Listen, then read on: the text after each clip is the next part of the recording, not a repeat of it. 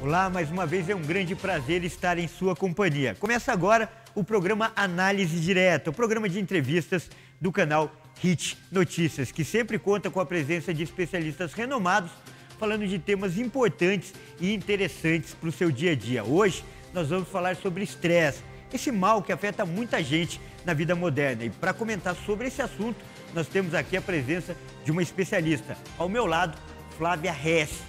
Ela que é pesquisadora, especialista em estresse, vai falar muito sobre o tema e também dar dicas importantes para você. Não saia daí.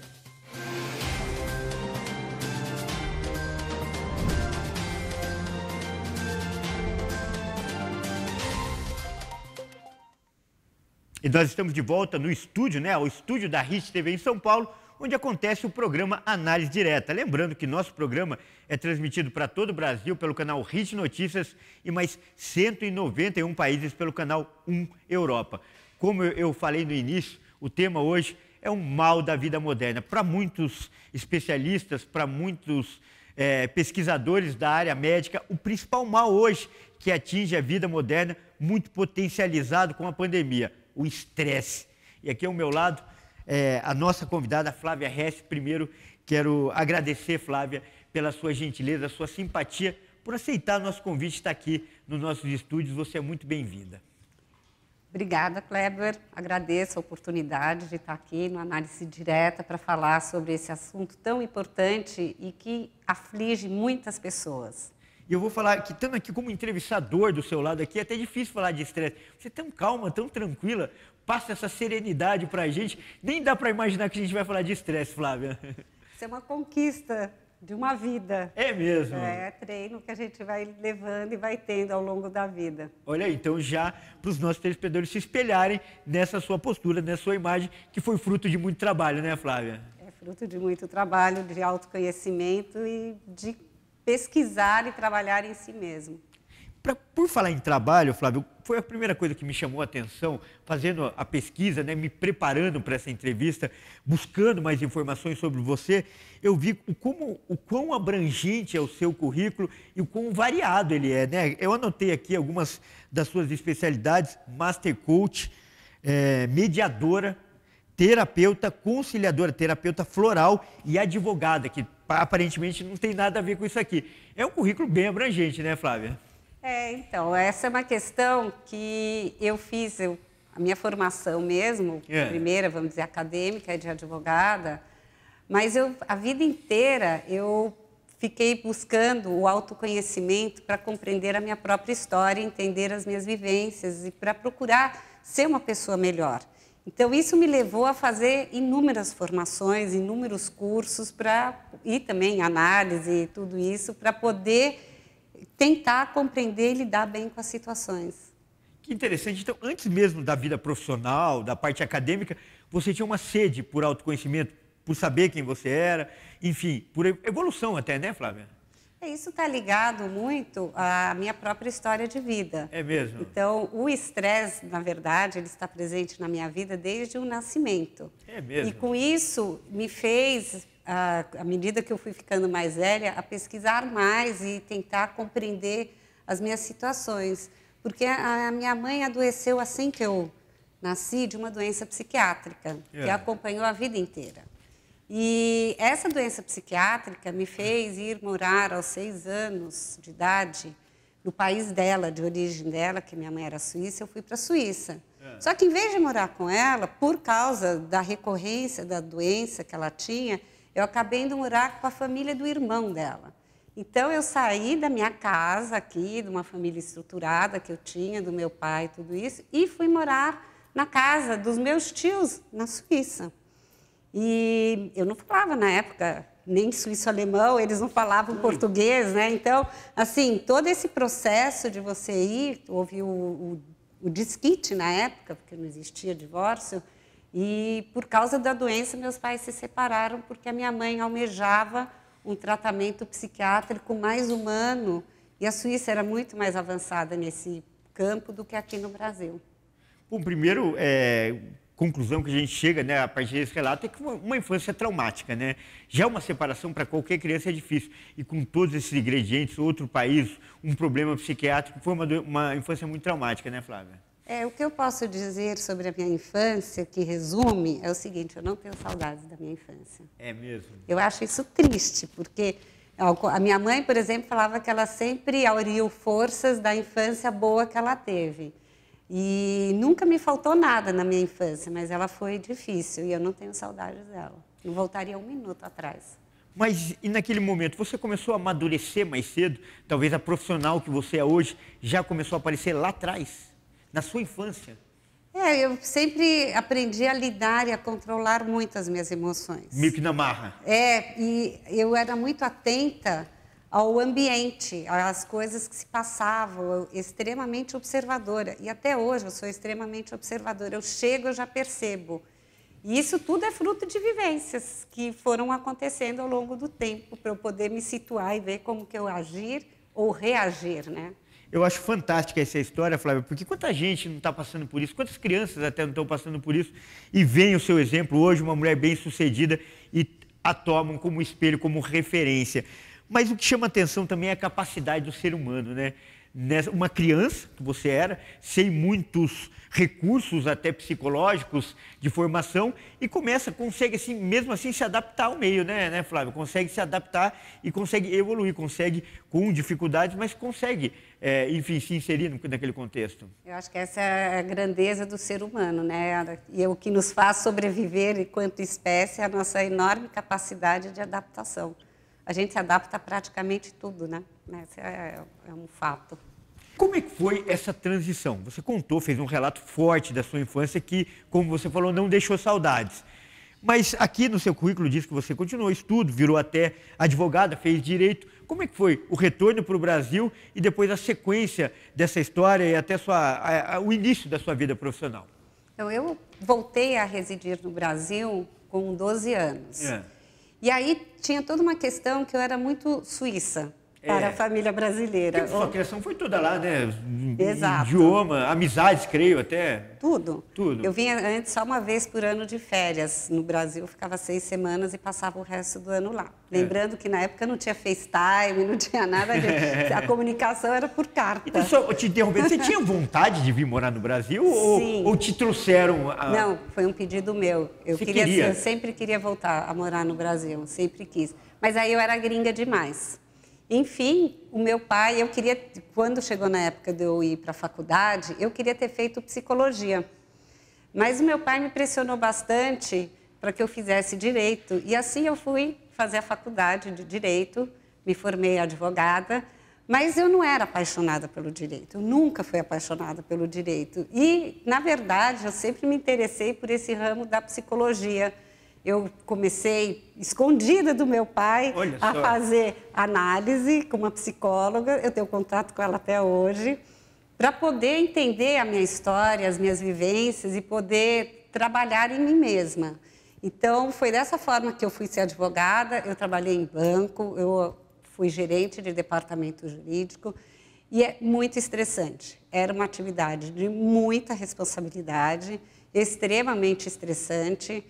E eu não tenho saudades também desse tempo. Eu tenho saudades da convivência que eu tinha com a família, com as pessoas, tudo isso, mas não da atividade em si de estar advogando. Então, quando eu saí do banco, eu saí porque eu quis, na época, foi uma opção minha, eu dei um break e aí eu criei um negócio em 1998, em janeiro de 98, eu coloquei no ar o primeiro site feminino da internet brasileira, que foi o W Mulher.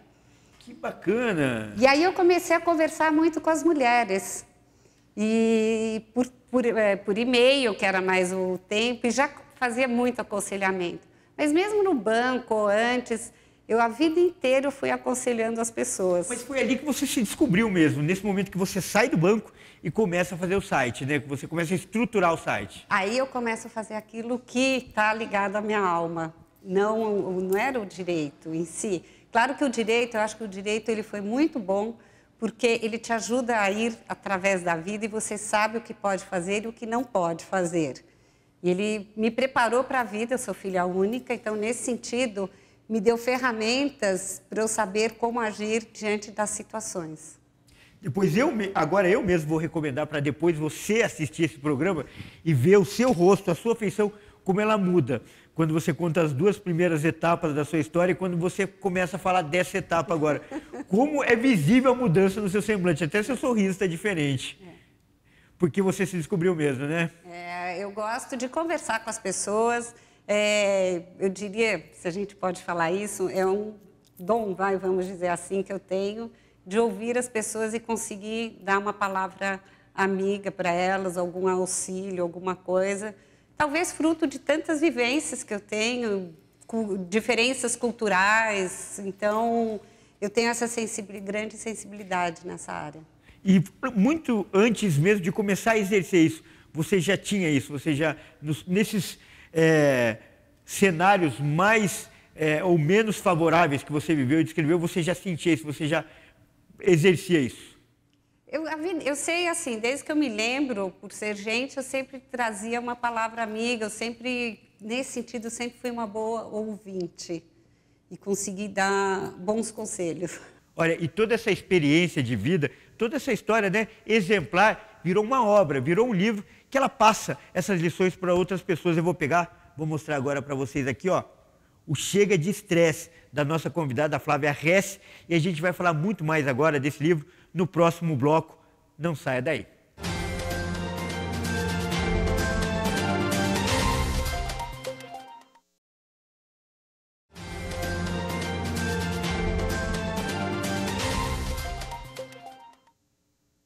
E nós estamos de volta com o segundo bloco do programa Análise Direta, que é o programa de entrevistas do canal Hit Notícias, sempre com especialistas renomados, falando de temas importantes e interessantes para o seu dia a dia. Hoje o tema é mais do que importante, é um tema vital, estresse, para muitos, o mal da vida moderna. E ao meu lado, nossa convidada Flávia Hess, pesquisadora sobre estresse e, como eu disse, no final do outro bloco, do segundo bloco, né, autora desse livro aqui, Chega de Estresse.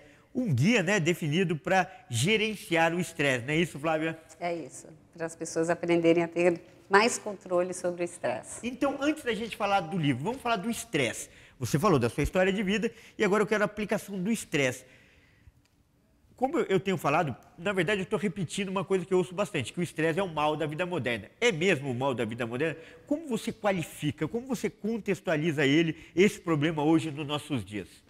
Eu acho que a gente vive um tempo de muita aceleração, de muita correria, de muitas cobranças e de muita informação. E esse excesso de informação que a gente tem, esse tempo, a gente não tem tempo para parar e para refletir. Quem sou eu hoje, agora? O que eu estou sentindo? E aí a pessoa, ela perde a conexão com ela mesma. Ela vai vivendo no automático e ela não percebe o que está se passando dentro de si.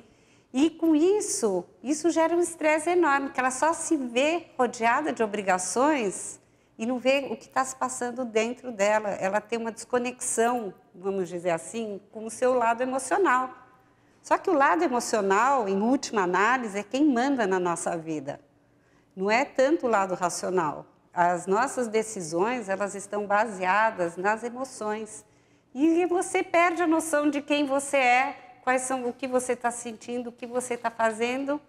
Então, aí está um dos grandes problemas do estresse. Então, o primeiro ponto é identificar o estresse. As pessoas, às vezes, estão estressadas, estão sobrecarregadas, mas elas não conseguem enxergar isso, elas não conseguem ter essa autocrítica. Elas não percebem, elas estão tão envolvidas, elas estão tão, assim, abraçadas dentro do problema que elas não conseguem... Né? Exato, ela não consegue fazer assim para fora e dar um olhar, fazer assim, da distância para ver o que está acontecendo. Eu já vi pessoas terem burnout, já tive funcionário que teve burnout. E é terrível, mas é porque a pessoa está 100% desconectada dela. Aí isso que acontece. E como fazer primeiro para identificar? Então, fica a primeira dica valiosa sua.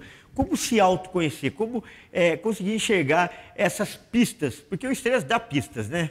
Acho que assim, uma pista grande é quando você começa a brigar com Deus e o mundo, com todo mundo, tudo está errado. Não é coincidência. Não é. Quando você está brigando com todo mundo, e nada está bom, você acha que está tudo errado, está na hora de separar, respirar, fechar os olhos e começar a olhar para dentro de si. Porque quando a gente fecha os olhos, você fechou os olhos, você está no seu mundo emocional. O mundo externo, tudo que está aqui em volta, desaparece. E aí você começa a olhar para dentro de si e ver quem você é, o que você está sentindo. Esse é o primeiro passo. Então, a briga, como você falou, os conflitos. Acho que os conflitos é um termo melhor. Os conflitos, eles são o primeiro e o indicativo mais evidente. Eu não diria bem assim, porque conflito, a gente tem conflito diariamente. É muito mais, tem conflitos que são positivos, que resultam em coisas positivas. Evolução, né? Você ter divergências de opiniões é super saudável. A questão é o quanto que isso está te afetando emocionalmente. Se você está falando de um lugar de mais neutralidade ou se você está com uma carga emocional dentro disso.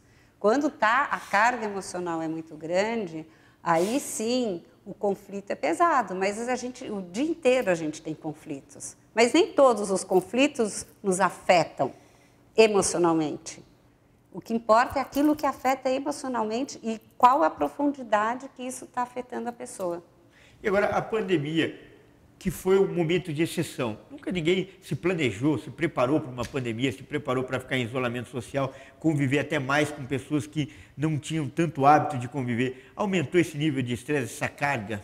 Ah, com certeza absoluta. Você ficar confinado, máscara, álcool gel, não poder encontrar as pessoas, não poder abraçar, beijar, ainda mais nós brasileiros que somos tão assim sinestésicos, a gente gosta de pegar. E o isolamento, convivendo 24 horas com criança, muitas vezes quem tem filho pequeno, os pais trabalhando em home office. E aí você tem bebê, eu vejo isso dentro da minha família, eu vi essas situações, o pai trabalha em home office, a mãe trabalha em home office, dá aula em home office, aí você tem uma criança, você tem um bebê, às vezes recém-nascido, você tem uma criança que já é maiorzinha, que quer brincar, e aí vai aonde? Vai brincar lá embaixo, onde vai brincar? E você arruma... Isso por si só já é um super estresse, por melhor que seja o relacionamento. E agora, esse período pode deixar sequelas, porque, como eu disse, foi um período atípico e intenso. Apesar de quase 2 anos, ainda estamos muito intenso. Pode deixar sequelas emocionais, você acredita, em relação ao estresse? Pessoas mais estressadas, pessoas... Enfim, qual que você acha que pode ser a consequência? Eu acho que o mundo muda, e mudou. Ele não vai ser como ele era antes. Estão surgindo novas questões, como vai ser o trabalho, como vão ser essas relações presenciais, semipresenciais, home office. Não vai mais ser do jeito que era. Então, toda mudança gera estresse. Toda mudança traz uma coisa nova, porque te tira da sua zona de conforto. Legal, isso. E sair da zona de conforto já é em si um estresse. Agora, ele pode ser bom. Tudo depende do encaminhamento que você dá a essa questão, a essa mudança. Bem ressaltado, há o estresse positivo, o estresse que move, que faz evoluir. Exato. Chama estresse. Esse estresse é quando você está entusiasmado, energizado, querendo fazer alguma coisa. Uma euforia. Uma euforia, ela é um estresse, só que é o estresse positivo. Agora, em excesso, também aí já pode virar patológico, né? Então, a gente tem que andar... Eu gosto dessa frase que meu pai falava assim, né? A vida, ela é uma estrada. E você tem pessoas que andam pelo meio da estrada, ou tem momentos que você vai para o acostamento, pode ser que você saia da estrada totalmente, e aí você precisa voltar. E eu acho que a vida é isso, a gente tem esses momentos, essas variações. Oscilações, né? Exato. Agora, de oscilação em oscilação, o ponto mais crítico do estresse, ou a manifestação mais agressiva, é a explosão, né? Que também tem se tornado comum. Até que ponto pode chegar uma explosão de estresse? É isso, né? A pessoa no burnout, ela sai quebrando, derrubando tudo. Pode ser grave. Pode ser grave. Isso se ela não se ferir ainda nessa situação, né? Então, é uma coisa que precisa ser cuidada. A gente precisa cuidar do nosso emocional. Não importa em que situação, em que contexto, em que momento da vida, cuidar do emocional é essencial. Você lembra de algum caso desse de explosão mais chocante, claro, preservando a identidade das pessoas, mas só a história, para a gente ter uma noção, para a gente ilustrar essa situação? Você lembra de algum caso de explosão que te marcou? Então, esse caso, no momento da explosão, não estava presente, mas foi de um funcionário, e essa pessoa depois foi internada num hospital mesmo, mas não psiquiátrico. Ficou 3 ou 4 dias internada para poder baixar a adrenalina, poder se acalmar, tudo isso, deram uma sedação. Não foi tratamento psiquiátrico, não. Mas a pessoa precisou ser internada para conseguir relaxar. Você falou em tratamento. As pessoas tratam mal, cuidam mal, administram mal as próprias emoções, a coisa vai rolando meio que à solta, assim. Você enxerga essa falta de cuidado, no geral, das pessoas com as próprias emoções? Eu acho que a correria faz isso. A pessoa não tira um tempo para ela parar e pensar quem ela é. Então, a recomendação, aqui já vai a primeira dica, é que a pessoa levante pelo menos meia hora antes do tempo normal para ela meditar ou fazer alguma coisa por ela.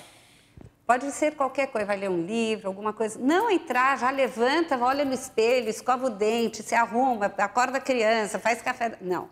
É tirar um tempo antes para olhar para si, para fazer algo por si. E isso é fundamental, porque você vai acordar, quem sou eu, o que eu vou fazer hoje? Estou pondo a mão aqui no microfone, desculpe. E aí você vai falando e vai vendo o que se passa, quais são suas atividades, o que você vai fazer, como você vai lidar. Então, a primeira hora do dia ela é essencial.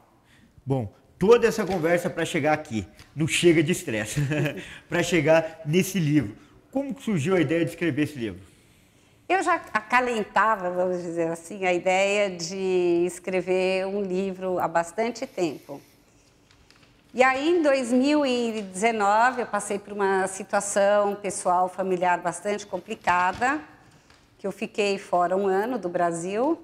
E aí eu tive tempo para começar a escrever esse livro. E, no fundo, essa frase, chega de estresse, é, para mim, a frase que eu falava para mim, chega de estresse. Já é uma frase estressada, né? Chega de estresse, já é... Porque, assim, eu dei um não muito grande na minha vida. Então, esse não está traduzido nessa frase, chega de estresse. Porque foi um estresse da minha vida adulta, o maior estresse que eu tive foi esse ano de 2019. E foi um ano também de crescimento, de aprendizado e de fortalecimento. Agora, o estresse, o livro traz aqui como principal lição, né? O controle do estresse, a administração do estresse requer autocontrole, que o livro traz baseado em alguns pilares. E sobre esses pilares, sobre esse assunto, mais detalhadamente, a nossa convidada vai falar no terceiro e último bloco. Não saia daí.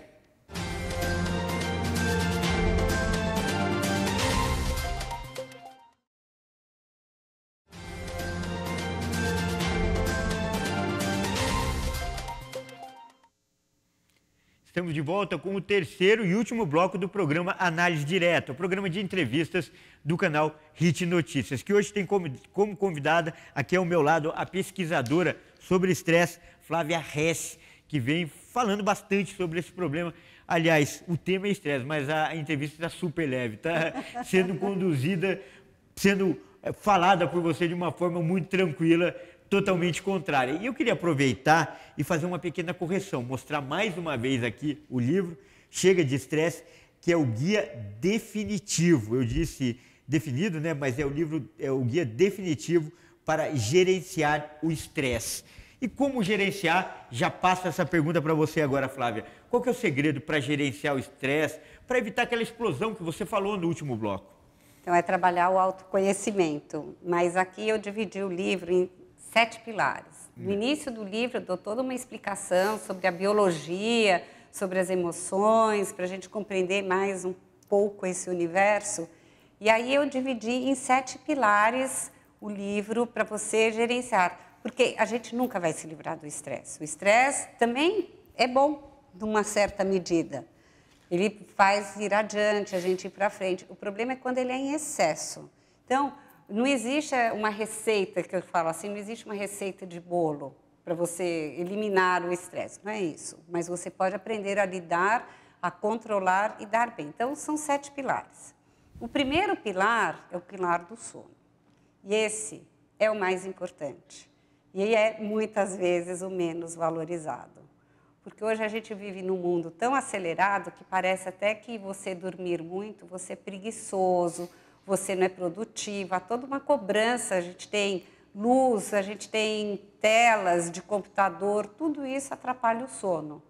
Então, o sono é a coisa mais importante, porque quando nós dormimos, não é só o corpo que relaxa e faz uma série de funções biológicas.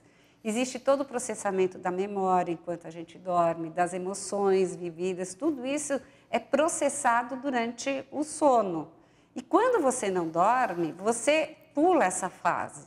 E você prejudica o seu corpo enormemente, porque biologicamente todos os animais dormem em algum nível, em algum grau.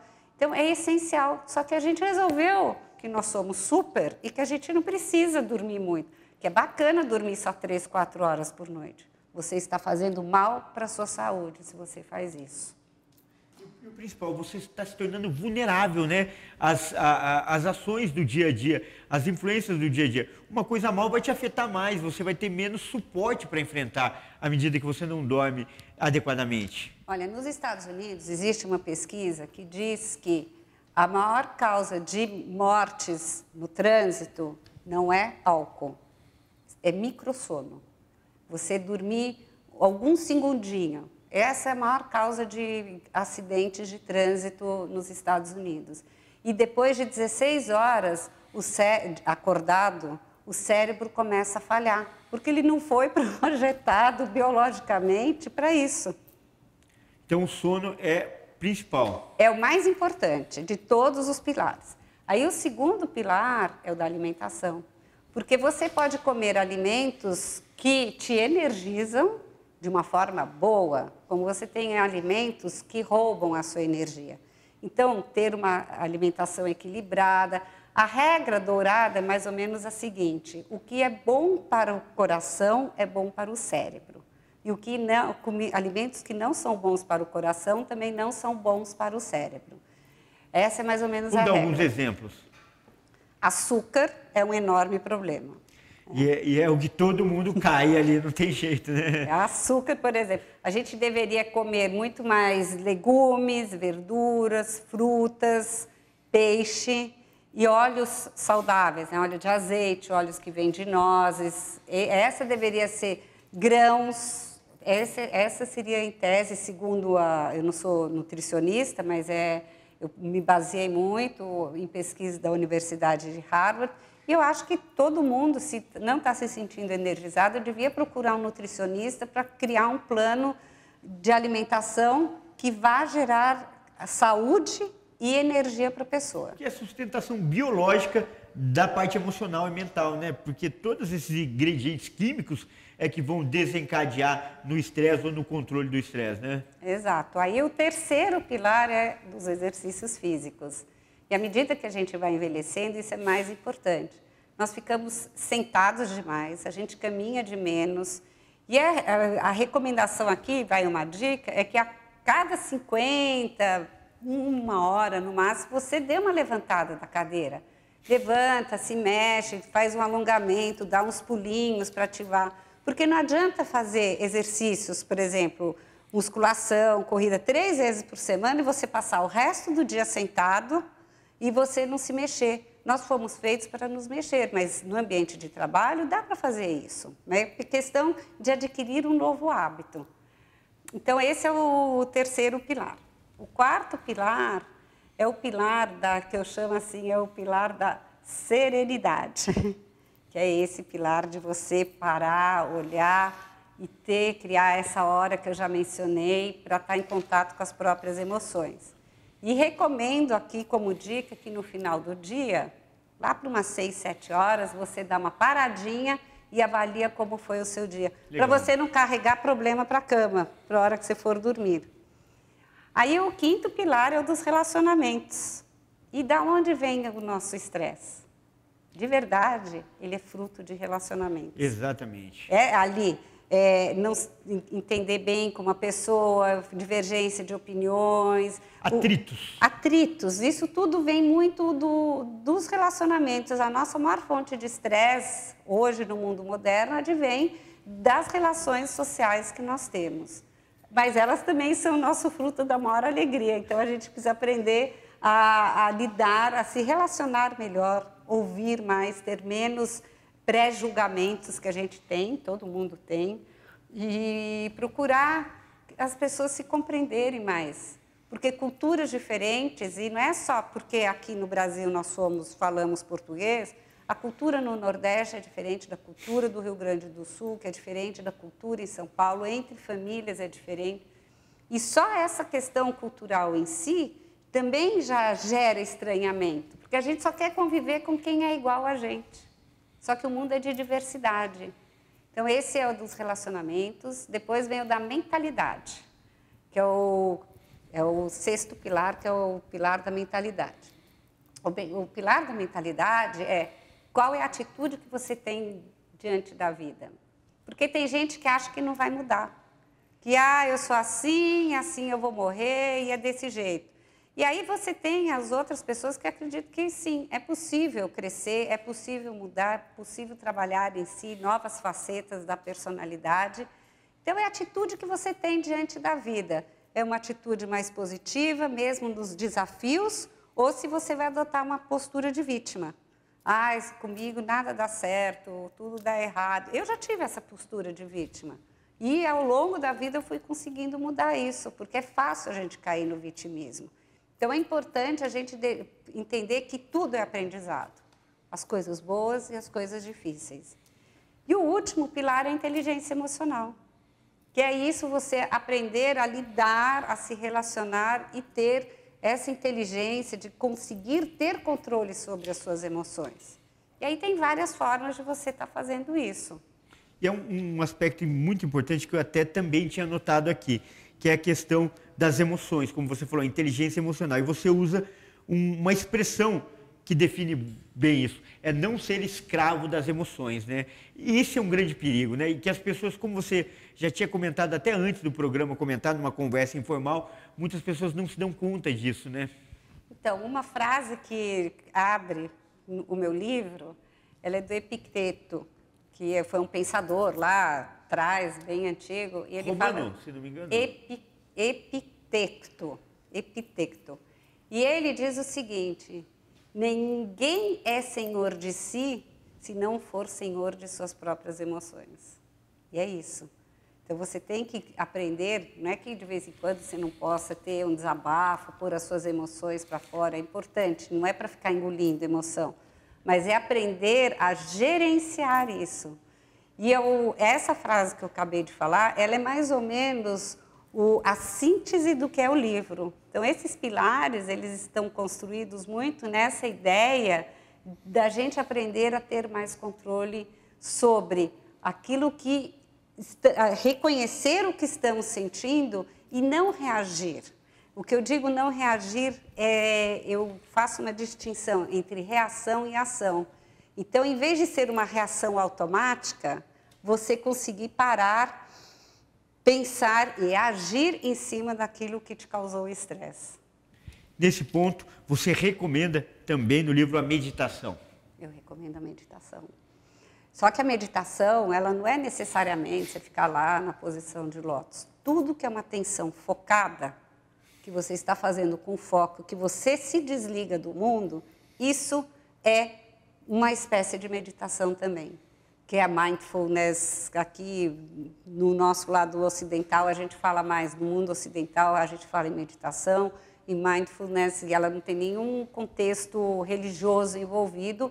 E na vertente oriental, elas podem ter ou não, mas o fato é o seguinte: você entra em contato com as suas emoções, em quem você é. E isso é essencial. A gente precisa se conhecer. Dentro disso também temos os hobbies, né? Cada um tem as hobbies e atividades que parecem ser secundárias, mas são muito importantes. Você, por exemplo, já sei que você gosta de tricô e crochê. Pois é, né? Eu cresci na Suíça, eu tinha 6 horas por semana de trabalhos manuais, dentro da aula era período integral, então eu faço tricô, crochê, eu pinto mandala, eu gosto às vezes de cozinhar, eu me interesso por muito, gosto de andar. Na próxima entrevista vai ter que trazer uma peça para a gente ver, feita por você, para a gente admirar, então já está lançado o desafio. Tá bom, pode deixar que eu trago. Bom, mais uma vez eu quero agradecer a sua participação, dizer que o programa foi muito interessante, nada estressante. Aliás, teve até aquele estresse positivo de querer saber mais, esse teve sim. Mas, Flávia, eu agradeço muito, temos alguns minutinhos aqui para você fazer a sua despedida, falar um pouquinho mais do seu livro e como te encontrar, deixar os seus contatos, fica à vontade. Bom, eu queria agradecer também você por essa oportunidade de estar aqui podendo expor o meu trabalho, o meu conhecimento. E a minha intenção realmente é de procurar inspirar outras pessoas para que elas entendam que é possível a gente ter uma vida com mais controle emocional e lidar melhor com as situações. Vocês podem me encontrar no Instagram, no Flávia Hesse, né? @Flávia Hesse. Esse é o meu primeiro lugar no Instagram. No Facebook também tem a minha página Flávia Hesse. E no LinkedIn tem a minha página Flávia de Queiroz Hesse. E lá também vocês podem me encontrar. Eu acho que depois a gente, qualquer coisa, é só me mandar um direct, alguma coisa e entrar em contato comigo. Muito Legal. obrigada.